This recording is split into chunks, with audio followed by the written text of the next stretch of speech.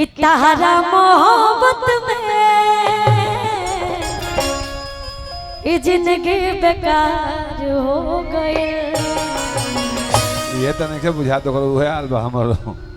कि दिल जब से तोड़ा आ हमारा के छोड़ा हम नहीं छोड़ ले भाई हम जेकरा के कहत नहीं उ समझ जाई। हम जकरा कहते हैं समझाता हम जकरा कहते हैं समझाता है हमरा के समझाता है। ठीक है अपन का तो हम आगे से कहते नहीं रो पीछे से कहीं जकरा कहे के बाद हम कहते नहीं कि दिल जब से तोड़ा अरे जोरे पगला हमारा के छोड़ाला मैं के छोड़ ले सखी असंगतिया शराब हो गई तोहरा मोहब्बत में ये जिंदगी बेकार हो गई तोहरा मोहब्बत में ये जिंदगी खराब हो गई। और थोड़ा सा आप लोग बैठ जाइए उधर दिखाई नहीं दे रहा थोड़ा बैठ जाइए। लेकिन यही ले पाएगो गीत बड़ी सुंदर लिखल गया हमार के ताओ प्रीति तू आजा। धन्यवाद भैया। एगो औरत के नया नया बियाह भइल बा ए प्रीति एकर तो बियाह पुरान हो गइल है एकर तो तलाको हो गइल बताओ का कही एकर डबल शादी हो गइल आपसे। जब नया नया बियाह होता अपना गाँव ना अपना घरे जाता रही ससुरा जाता रही डबल घाट में भी है। तो जब पहला रात से दूसरा रात होता तो अपना पति से एगो शिकायत करत रही का कहता रही गोलू भैया बालू रोटी खाती है घर अपना मर्द से शिकायत करत रही का कहता रही कहने बड़ा प्रतिया तर मरत रे बालू घाट का बड़ा घाट भो कि कैसन मोहब्बत कैला कि कैसन मोहब्बत कैला तोहरा न लूर रहे ए रजौ अरे का रानी हूँ कि कैसन मोहब्बत कैला तोहरा न लूर रहे दुख दिला कमर के कसूर का रहे दुख दिला कमर के कसूर का रहे कि कैसन मोहब्बत कैला तोहरा न लूर रहे दुख दिला कमर के कसूर का रहे दुख दिला कमर के कसूर का रहे। और हमारे अनीश भैया की तरफ से बहुत बहुत सारा प्यार सम्मान बहुत बहुत धन्यवाद भैया को। और एगो गीत यही पर हो मेरी जलती जवानी तड़पे कि सैया बथता कपार कि सैया हमार कि बथता कपार रही हो तो देहिया में जार कि राजा हमार कि बथता कपार कि पियऊ हमार कि बथता कपार दुख दिला कमर के कसूर का रहे। प्रीति को ये गाना बहुत पसंद है ना और का कहता है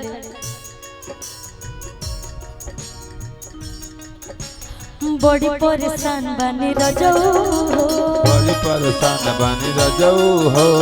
तोह से हैरान बनी रजऊ हो तोह से हैरान बनी रजऊ हो बड़ी परेशान बनी रजऊ हो तोह से हैरान बनी रजऊ हो मरले रह जाए हो मुर्दुला राजा मरले रह जाए हो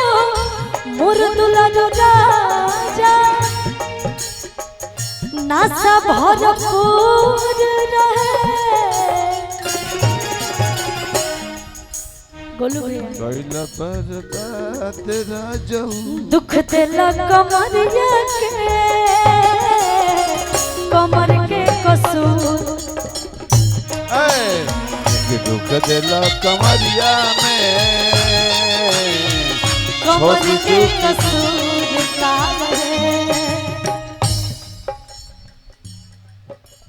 मायके बंद खुशी आज हम तारा से एगो रिक्वेस्ट करो कि तू तो तमाम गाना गा के पवन सिंह जी खेसारी लाल जी वो लोग भले नाम पर हिट हो गई वो में विशेष योगदान तोहरे बा। सही बात बा ऐसे कि ओरिजिनल लाइन हमरा खुशी के रहे का हो छोटे बाबा बिल्कुल बिल्कुल सही बात बा तो हमें खुशी के धन्यवाद तहार भले सौभाग्य होई कि हम भैया जोरे गौले बानी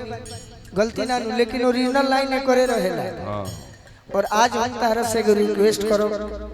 कि हमरा परिवार के एगो भाई अब बड़ी निमन गावेला तू सबका संगे गौले बाड़ू हम तो खैर बढ़ले बानी लेकिन एगो छोट भाई ज्ञानी गौतम बड़ी मेहनत करेला आवाज भी सुंदर बा हम चाहब कि बीच में तू ज्ञानी के भी खड़ा करा ली हो तारा अच्छा लगा ज्ञानी होला के बड़ो बड़े रघु के संगे तार प्रोग्राम हम देखनी अच्छा लागल बाकी ज्ञानी के जरूर तनी सपोर्ट को दी ये हमार श्रद्धा बा चलो ज्ञानी माइक लेके उठो हम अभी एक सेकंड भैया अभी हमरा ही नहीं लागत कि हम उतना भी लायक बानी कि हम सपोर्ट करी लेकिन हम साथ जरूर दे सकता नहीं सपोर्ट के हम ना कह सकता साथे को सपोर्ट नहीं करेगे गोलू भैया हमार बहुत सारा कलाकार के सपोर्ट कर बने सपोर्ट सही मायने में ए तरीका से होला कि केहू के हाथ पकड़ के माइक पकड़ के सिखावल ओके सपोर्ट कर जाला ना कि अब साथ में हम गाइब तो सपोर्ट ना उस साथ दिहल काहे तो हम जरूर ज्ञानी जी बहुत अच्छा गाते मावत रही था आप गावत रही था हम सुनने बहुत सुंदर आवाज बहुत सुंदर दुख दिला कमरिया के कमर के कसूर दुख दिला कमरिया में कमर के कसूर जो मेरी रूह को चैन दे प्यार दे वो खुशी बन गए हो तुम जिंदगी बन गए हो तुम जिंदगी बन गए हो तुम दुख दिला कमरिया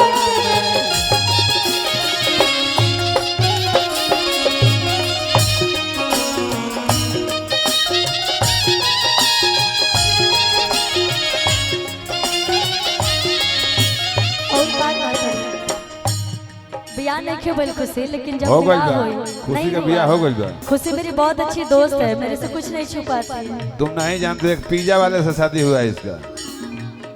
तो पिज्जा ज्यादा पसंद होगा खुशी को तो क्या हम तो कहे थे अगर पिज्जा लेके भइल बा का करी खुशी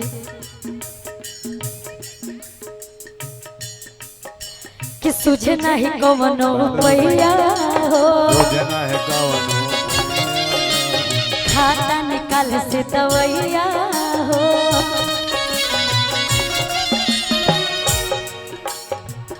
बंद करके लाइट